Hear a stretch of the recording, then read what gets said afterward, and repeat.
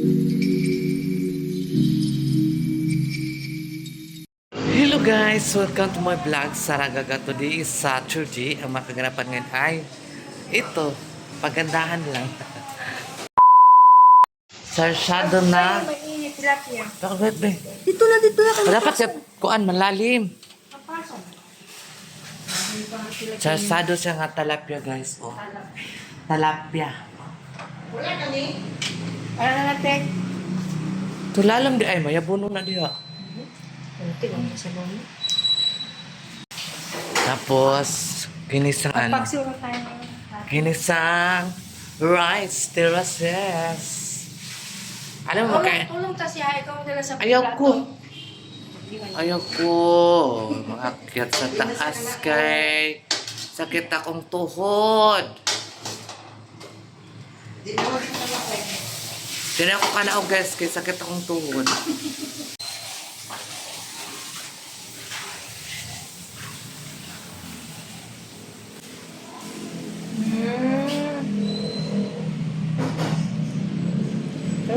A few moments later. Luto kami ng karning juboy. Saka karning kanin.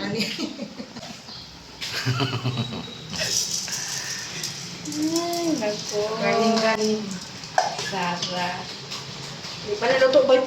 Uso-uso na po sa toyo. Ito na po yung ulamin niya ba? Mamaha.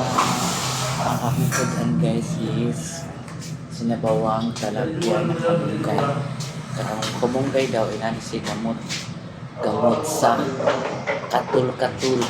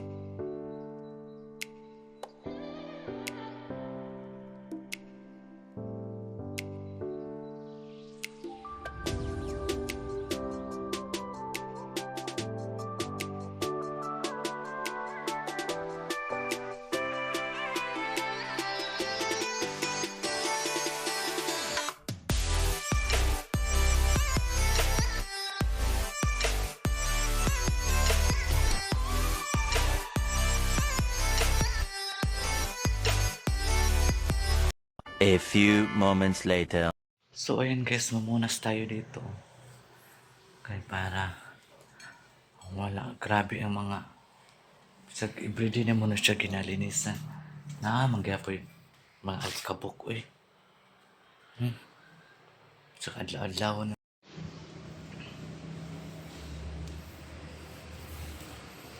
Basta ang imong balay guys, malapit lang sa kalsada. Hindi talaga may iwasan niya, mayroon pa rin mga alikabok. Kahit naglinis ka araw-araw, mamaya-maya mayroon na naman. Diba? So, kaya papalik-palik lang ang mga gagawin natin, no? Okay. Alikabok man siya.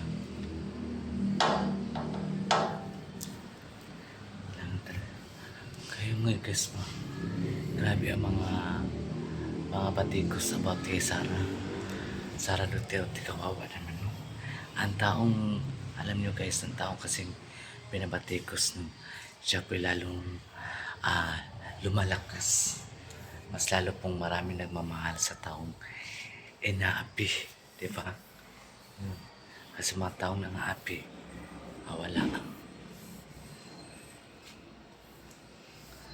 Kaya, takot na ang mga kampo sa kabila dahil magtakbo na si Sara Duterte ng presidente. Manda sila lahat.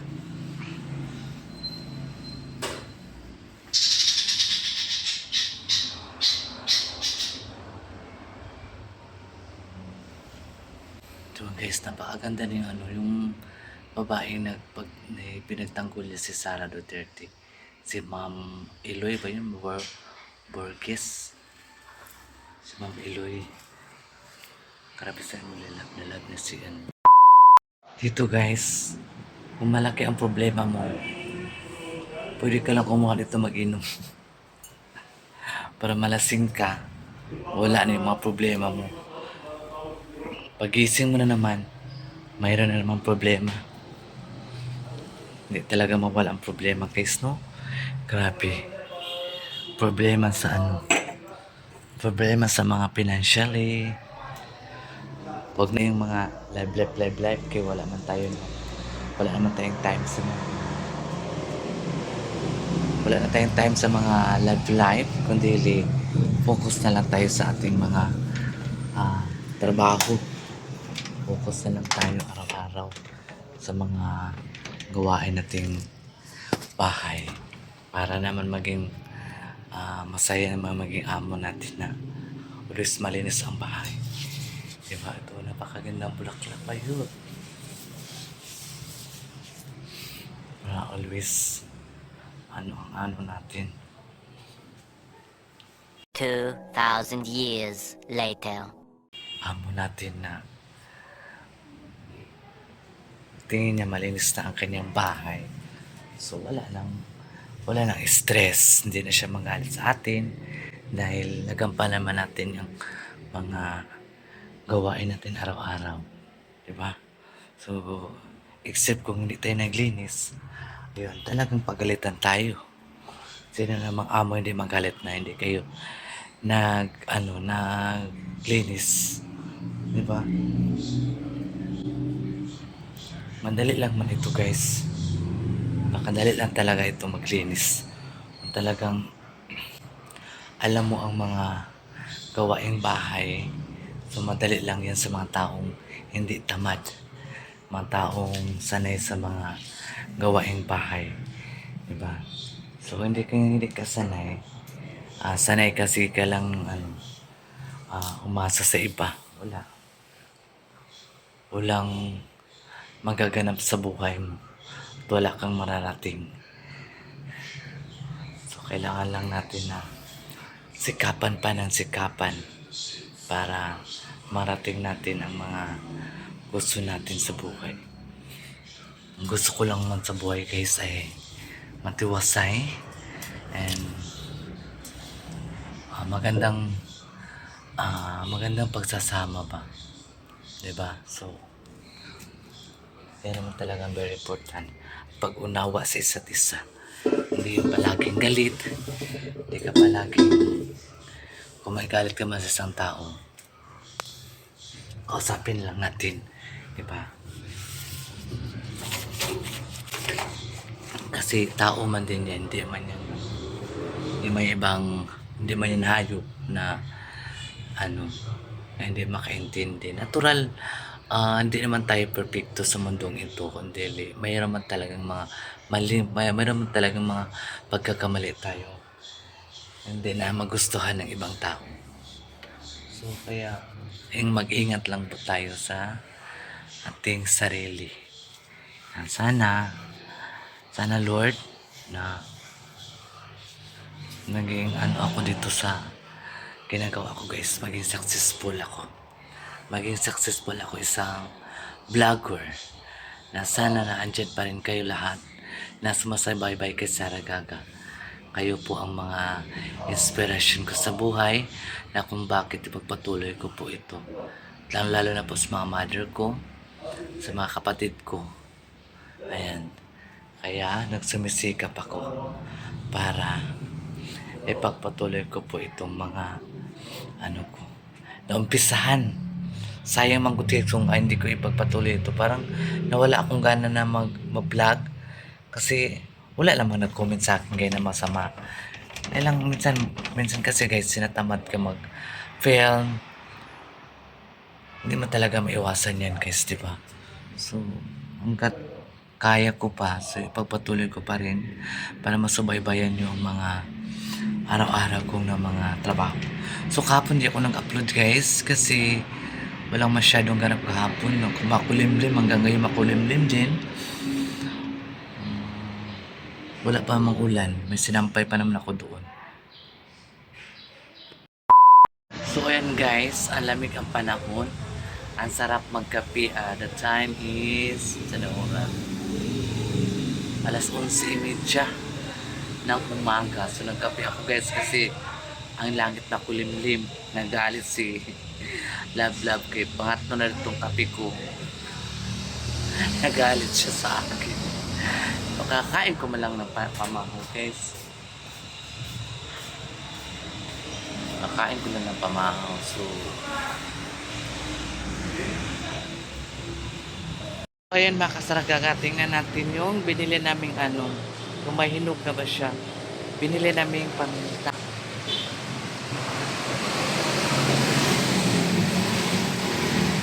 Ito wala pa man hinog.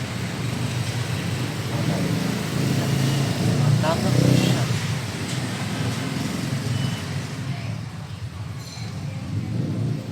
Wala pa mahinog. Pag mag-itim daw yan, mahinog naman siya. Hinog naman siya. Pag mag-itim. A few moments later. So ayan mga kasaragaga, ang langit ay makulimlim. Nakatamad kumilos. Sarap matulog, no? Pero hindi tayo matulog guys kasi may mga obligasyon tayo. Huwag tayo magtulog-tulog kasi may gagawin tayo, di ba?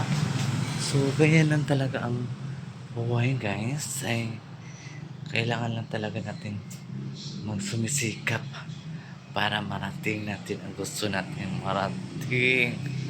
Char lang.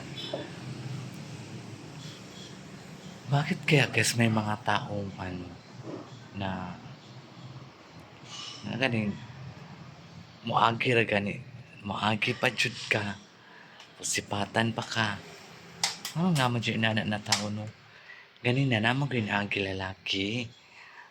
Taga diya lang po sa sulod ba. Iya kong gisipatan. Kung ano yung kong una-una na ako ba? Ano yung kong gisipatan? Wala man ko'y kahimong dautan. Mapod siguro iyan no? Gusto niya away. Pues, awayin ko talaga siya pagduwa. Ang dami mga Tupperware. Ayan. Malinis na yan, mga Tupperware na yan. Kung sinong gustong bumili yan. Ayan. Very good.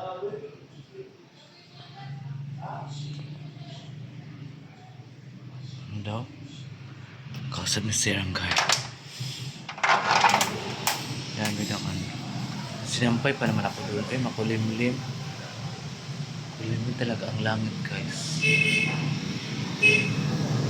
So ayun mga kasaragaga, sinasabi ko sa inyo, please don't skip my ads sa Saragaga. Paki-like lang po, paki-share, and then subscribe. Kung ganahan mo, maayo. Hindi ganahan, maayo gihapon. Lisod mo binintaw yung pugson na ayaw o pugson talaga. Hirap na kung magdugo. Mahirap na, di ba? So, nara sa inyo na yan. Kung ganahan mo sa akong mga video, ganahan mo sa akong mga vlogadag, so, wala tayong magawa dyan. Ayaw niya sa akin, ayaw ko din sa inyo. Basta sa akin, pinapakita ko lang ang tunay na makulay ang buhay ni Saragaga. So, ito tayo guys. Ang ulam namin ay sinabawang baka. Baka, nakidalan mo. Baka. Baka mama. Ang aming sudan guys is baka. Mga ano na siya, mo. Ara. Wala pa ko ng kaon eh. Magulang mo ko na mahaw. Lisod po siguro no. Bago ka na mahaw niya, mukhaon na punta. Mura na ta na ka ng gibusong. So, maya na lang ako magkain mga alas 3. Tanghalian na pala stress guys. Kakain ko man lang good oy. Asan ko naman ilagay. Hindi naman kaya sa stomach. Ayun mga kasaragaga, mora din akong biyang sa inyo ha. Don't skip my ads sa Saragaga. Magtulungan lang ba para may maitulong din ako sa iba kung sakaling malaki ang sasahurin ko guys. Ako po yung isang taong hindi madamot na maunawain kasi napanlaminan ko yung ibang tao kung ano talaga ang hirap ng buhay. Kasi kami noon hanggang ngayon hirap pa rin. Pero happy pa rin kami guys dahil wala po kami mga karamdaman. Ang very important is malusog tayo. Makakain tayo na 3 beses sa isang araw. Kahit anong mga pagkain as long as malagay yung tiyan natin. Sa kasi kami noon, nagkwento na lang tayo no. About sa aking life. Noon, nag-aaral pa ako ng grade 1 hanggang grade 6, wala talaga sa akin yung mga galagala. Wala talaga sa akin yung naisip yung mga galagala kasi ang iniisip ko guys ay tumulong sa mga magulang. Pagising ko ng umaga, magluto na ako ng kanin at magluto din ako ng gulay kasi ang ulam namin ay everyday gulay. Minsan nila po ang talong o okra kasi ang dami makasing gulay namin noon kasi si mother mahilig sa gulay. Minsan ginamos, lagyan namin ng kamatis, napakasarap na po yun. Tapos yung kanin namin noon guys is mais, ginaling nga mais ba, mais na white, and then nakakain din ako ng yellow corn na mais. Hindi ko talaga ikakaya yan kasi bigay ni Lord yan, diba? Dapat hindi tayo mahiya at dapat mahiya yung mga taong magnanakaw. So, diba? Hindi natin kaya yung kung ano natin, kung ano pa ng mga ano natin noon hanggang ngayon pa rin. Pero mas okay na po ngayon guys dahil konsumo namin ngayon ay humay na.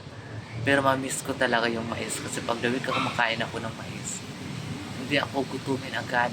Yung sa humay dali ako gutumin. Pero mais, bulad na kanang goodbye eat, just ko guys, napakasarap. Bilag naman tayo doon. So noon, Diyos ko, grabe ang karanasan ko sa dalawa kong kapatid na lalaki. Pag malit ako, pag uwi ng bahay, siyempre maglaro-laro pa man na bakla. Noon kasi guys, mahilig ako mag-Chinese. Chinese kasi noon yung nilalaro ko. Sus, kung makauwi ako sa amin, mga 6:30 na, yung mga baboy namin, yung kalabaw kami, hindi pa nakuha. Kasi yung puso namin guys, ano yan dati, bugoy na siya. Dili na mo siya masugo. Dagan sa sigara na siya glaag. Ako sa una, grabe, wala ko ilaag-laag. Pero pag high school lang ko, mura kong nakabuhit ka na sa hawla. Kaya dito na mga karanasan, dito na mga laag-laag, dito na mga but-but, magsinungaling ba, dito na mga biga-biga. Siyempre, high school lang ka. So, noon, hindi pa ako high school, grabe. Pagising na umaga, mag-ano pa ako ng mga, kainin ko pa yung mga alaga kong baboy. Tigbuhay pa na akong karabaw, camping bago ako magpunta sa school. Kaya aga ako magising guys, yun. Kasi sanay ako sa mga ganyan na gawain. So pagdating naman ng bagong New Year, ay lagi magpalihim yung mga kanunuan. Magising umaga, tawag nun, pamahiin na maggalaw-galaw, maglampas ko dahil naglampas alam mo yung lampas, ganun lagaraw yan sa mga damo-damo yun. Naranasan ko din yan. Ang hirap nun sa amin noon guys, grabe.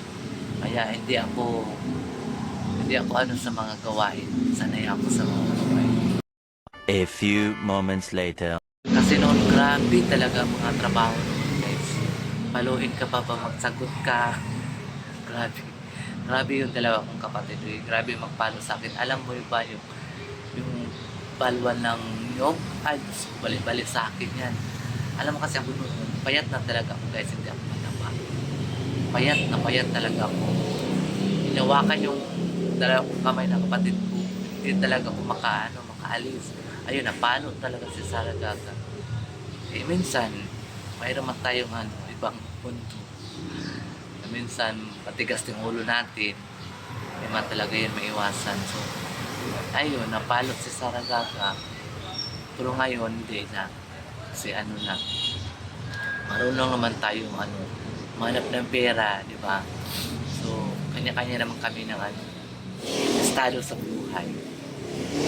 Kapatid ko yung bunso namin ay medyo okay na po yung buhay nila. Kaya lang nga yung asawa niya na dialysis. Pero okay naman po siya sa awa ng Diyos. Lumaki na po yung mga dalawang anak niya. Ay nakatulong na din sa kanya sa pagkuha ng mga gamot sa SPMC. Saka yung kapatid ko guys, regular din sa na-regular ako siya sa trabaho niya guys. So, thankful din ako sa kapatid ko dahil napakasipag din yung tao. Matulungin din siya guys. Iba siya noon kaysa ngayon. Ngayon, sinisipon ako guys. Sa ngayon na talagang masipag na siya guys. Na siya, matulungin na talaga yung kapatid ko. May anak ko siyang dalawang babae. Yun lang, puro babae yung anak niya. Yung isa college, yung isa grade 8 man yata yung isa niya. Youngest niya. Yung eldest niya is college na siya. First year college sa UF. Masipag yung mga bait yung mga bata na yun. Takot sila. Kasi hindi sila giskwel sa mga magulang nila. Kaya alam nila ang mga gawain nila sa bahay.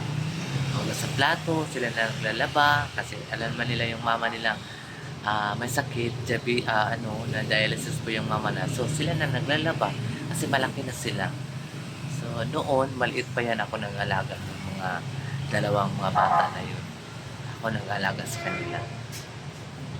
So ngayon malaki na sila. Sila na yung tumutulong sa mga magulang nila. So ayan yung updated ko rin sa mamang ko doon sa panabong mama ko. Doon sa kapatid ko na babae. Pero hindi ko alam kasi mag-work man daw yung sa bukid sa lugar namin kasi yung ID niya sa senior citizen, mali yung apelyido. Mali ang apelyido niya. Kailangan i-correct daw yun para makakuha siya ng senior citizen niya. Grabe na talaga mga ngayon. Kuti-kuti. Grabe na kuti-kuti ngayon. Kuti na lang yung mga ganyan. Walang bayad. Kasi may pupunta man na doon na correct ang spelling. Mali lang ang spelling. Yan lang man. 2,000 years later. So ayan mga kasargaga, thank you so much sa inyong lahat, sa inyong pagmamahal, malaking pagmamahal sa akin na walang sawang papanoorin ang aking mga vlog, lalo na po yung mga solid supporters ko. Maraming salamat po sa inyong lahat. Ayun nga, pagpatuloy ko pa rin kahit marami tayong ginagawa at is may bigyan nila time na makapag-film ako para sa inyo. Di ba? So, ito lang. Maging ano lang tayo sa buhay guys. Ah, kailangan lang natin mag-free. Huwag lang talaga natin kalimutan si God. Kasi si God nagbibigay sa atin ng lakas na makapag-servisyo pa tayo sa ating amo. Yun lang, yung amo ko tulog pa. Kami katapos sila namin naglinis dito. So, kailangan pa natin balik-balikan mamaya magpunas. Kasi mamaya mag-alikabok na naman. Oh, napakakintab na. Ganda talaga tingnan pag malinis ang bahay, no? Mawala yung ano mo. Mawala yung stress mo. No, maski naman ako, di ko to bahay, pero napakaluwan, napakakintab ng tiles. Kasi kami, iniisip namin yung mga gagawain namin. Kasi sinasahuran din kami. Kasi kumakain ka. Dito ka kumakain, di ba? So, mga initiative lang yan. Katulad din yan sa ano, sa farm. Yung asawa nung caretaker doon. Diyos ko guys, napakatamad. Ayun, maglinis. Pagdating namin doon, kami pa ang maglinis. Dapat pagdating doon, sila na malinis na lahat. Paano kasi guys, yung bata niya, pwede naman ilagay yung bata niya pag natulog, matulog na yan, pwede ka naman makakilos. Diba? Iba siya. Palagi niya binubuhat yung anak niya, so wala siyang magawa. Kahit wala kang sweldo, isipin mo lang diyan ka kumakain, diyan ka naliligo, diyan ka kumuha ng sabon. Kasi kung mag-initiative na lang ba, tumulong ka sa asawa mo. Dahil ang laki kayang trabaho ng asawa doon eh. Ayong banad ako kay trabaho dito. Siya sige naglingkura, sige nagulit din yung anak. Matulog, pwede makalimpyo matulog. Diba? Wala dyan siya, tamad dyan siya dyan ang babae. Mayroon talagang taong ganyan, tamad. Pag doon naman kami, andun sila Madam Cecile. Pag kumakain kami, tinatawag lahat. Ba't naman mahiya? Ang tagal nila dyan, mahiya pa. Ang sarap na yung feeling pagkasama mong amo mo kumakain ka. Hindi ka ibang tao sa kanila. Pagkasama mong amo kumakain, Diyos ko, hindi ka nila iniisip na ibang tao, guys. Iniisip pa nila parang kapamilya. Hindi katulad sa iba. Ibang mga amo nga. Magkain iba kayo sa kainan. Una sila magkain bago yung mga katulong. Pero sila hindi. Pag kumakain lahat, tinatawag. Pero ayaw nila. Ewan ko ba sa kanila, Bahala sa buhay. So, ayun guys, mga kasaragaga, thank you so much. And paki-like and share lang po. And subscribe. Please don't skip by the Sarah again and again. Bye-bye.